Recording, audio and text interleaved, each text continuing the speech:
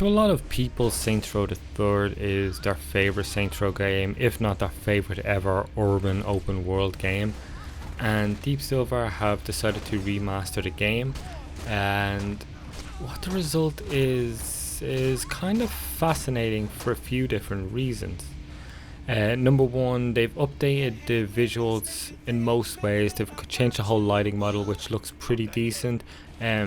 The texture models on the car is pretty great, but everything else is a bit underwhelming.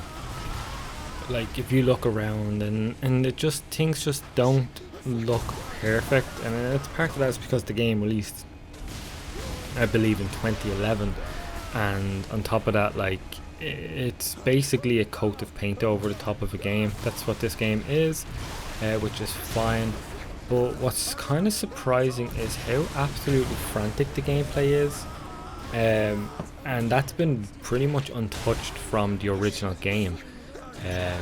It was beloved upon its release due to its open world nature, to its ridiculous side missions, some of which have not aged well in both design, implementation, and just what it is. But anyway, we'll get to that. It's just a lot of fun. It's like so weird to think that it's been almost 9 years in the game. It's just a lot of fun to play. It plays well. It can be a bit fiddly at times, but that was kind of the way it was. But Saints Row the Third has a lot of side activities, and that's sort of, I would feel like, is the main part of the game. There is a main campaign, and it goes places. But if you've played the game, you know exactly like what I'm talking about. And if you haven't, I mean, it's some of it aged pretty poorly, in terms of its humor. It's sort of the part of the problem with a lot of video game humor is it tries to be topical, and some of it here is just doesn't work. Some of it actually was ahead of its time when it happened, and now looking back, it's like, okay, that was kind of okay.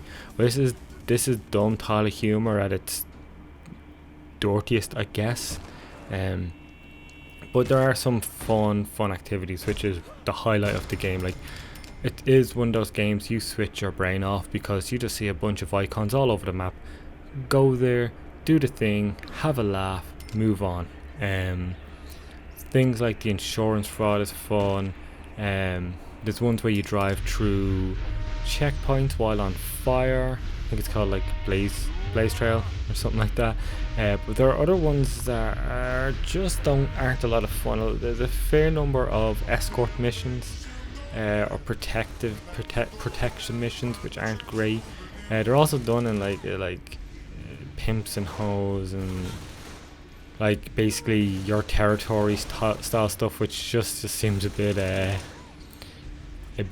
of a product of its time, I guess. When it was forced there, I was like, okay, that's trying to be quirky and weird, but now it's just like, okay, whatever. But like I said, the gameplay is just fast and frantic and fun. Like, this is a game where if you had this gameplay released today, and just have a whole better structure to the world in terms of its looks, in terms of its design, in terms of its enemy AI, you'd have a pretty solid game already. The biggest problem with this game is the dated parts feel really dated.